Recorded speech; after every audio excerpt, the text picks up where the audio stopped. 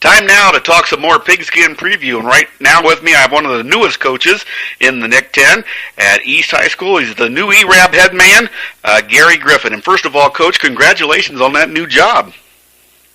Oh, well, thank you. We're looking forward to it. We're working hard. We had a long summer of good hard work and great attendance, and we're ready to go. You know, I know you had like 4 years at Rockford Lutheran as the AD. Did the itch to get back into coaching really look really good when you had the offer for East?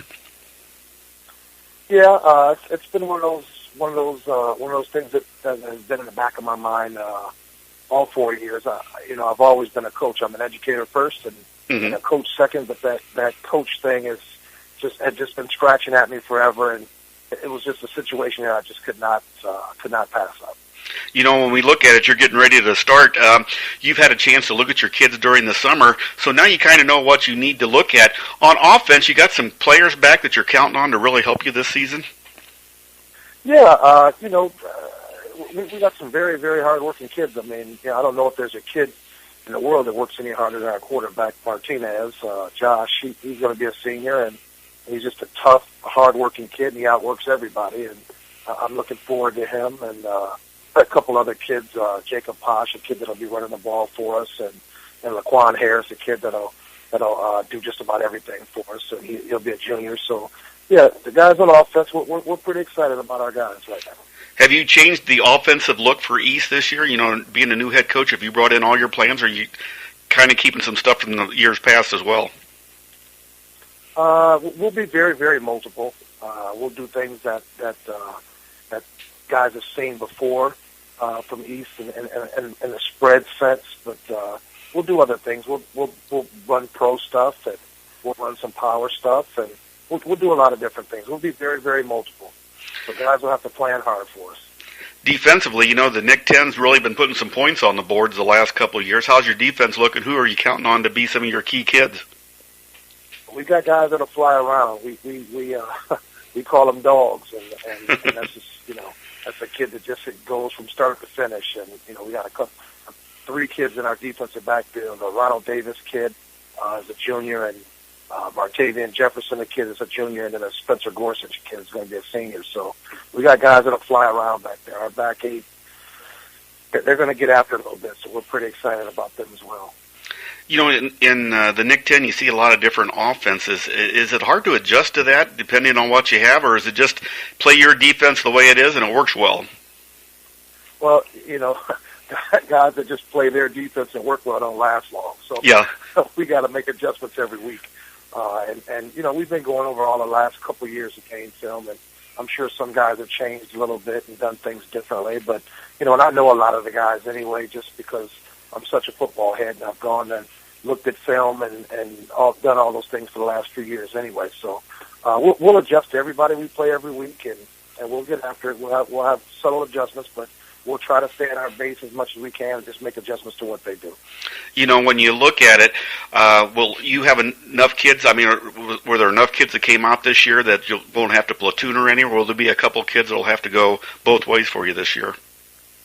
Well, when people ask me that, I always giggle a little bit because the best kid's going to be on the field. And if there's a kid that's the best on both sides of the ball, and he'll play both sides of the ball. But ideally, it'd be awesome if you had enough kids that were good enough to play one side of the ball because, obviously they can get after it on that one side of the ball and not hold back on something else, Let's look at your special teams. I've been to too many games in my lifetime to know that special teams are pretty important, and sometimes they can win or lose you a game, no matter what the special team is on the field at that time.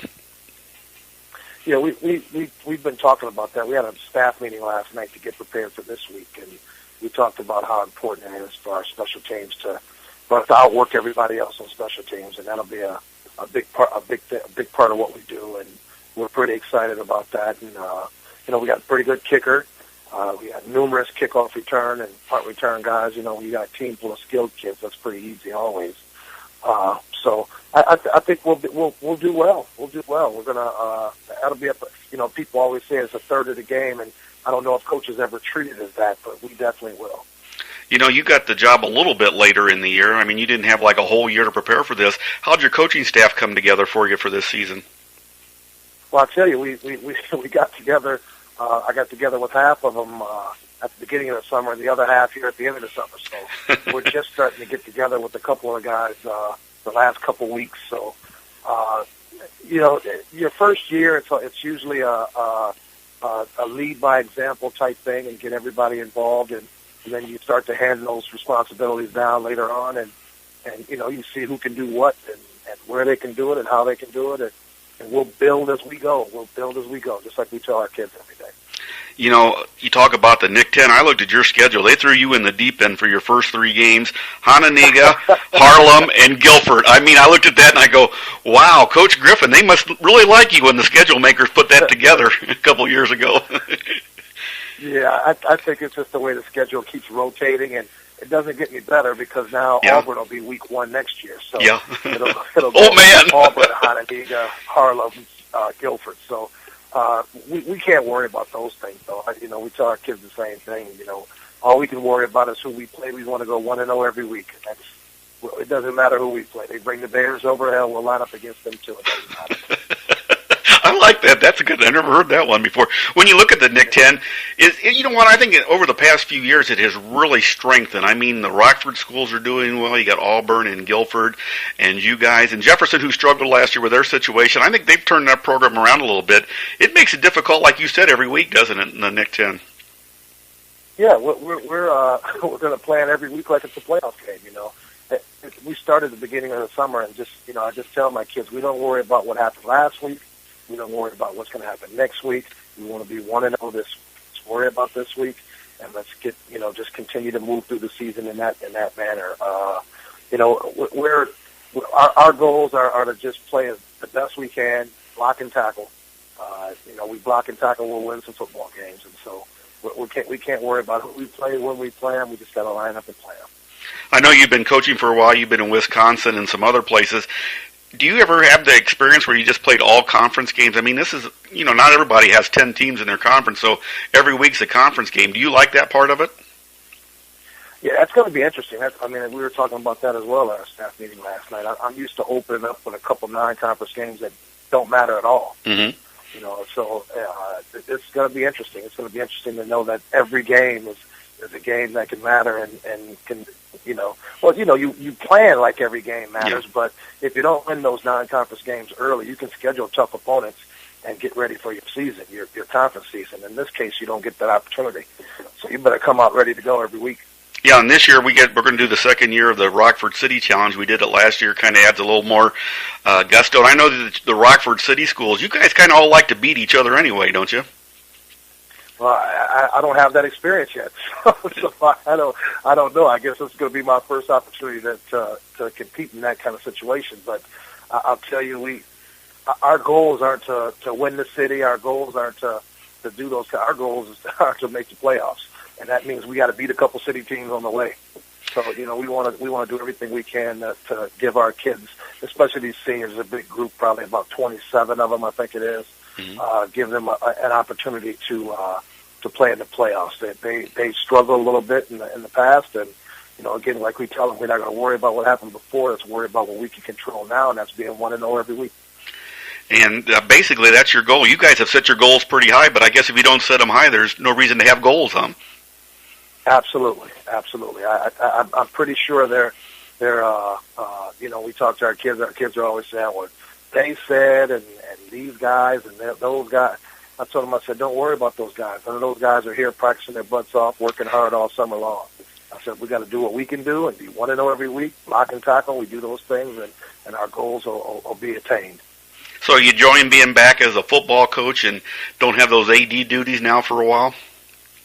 I miss it. I miss the people. I miss the families and the people that I grew close to, and I miss those things. I missed the sports meeting last night. At Luther. So it's one of those things where I still think about that stuff. But this is a new time in my life, and a new group of kids, and a new families, and it's just building from the bottom and working our way to the top. And I guess you'll keep one eye open when you get home after your game to see how Lutheran did too in football. Oh, absolutely, absolutely. Those kids are very, very important to me, and they're a part of my life, and they'll always be. And you know, I want the staff to do well. Those guys all work for me, and I want I want everyone to do well. But right now, I got to worry about my black and red, and that's what we're going to do. And you've even started a Twitter account for your kids and stuff. I get inspired by just reading your new Twitters. Yeah, we're getting after it now. We got to use every available motivational tool we can find, and the Twitter deal is one of them. So we're getting after it. And I saw you'd like some Nebraska football uniforms in your Christmas basket this year, wouldn't you? Oh my gosh, we'd love them. I guess I tell our kids that we do very, very well. We can go out and start fundraising because people will be excited about us. So. That's good. I love the Twitter stuff. Hey, thanks so much, Coach, and congratulations on the new job, and we look forward to seeing the E-Rabs on Friday night. Hey, thank you. We are too. God bless. We've been talking to the new East Head football coach, Gary Griffin. For the StatelineSportsHub.com, I'm Dave Schmidt.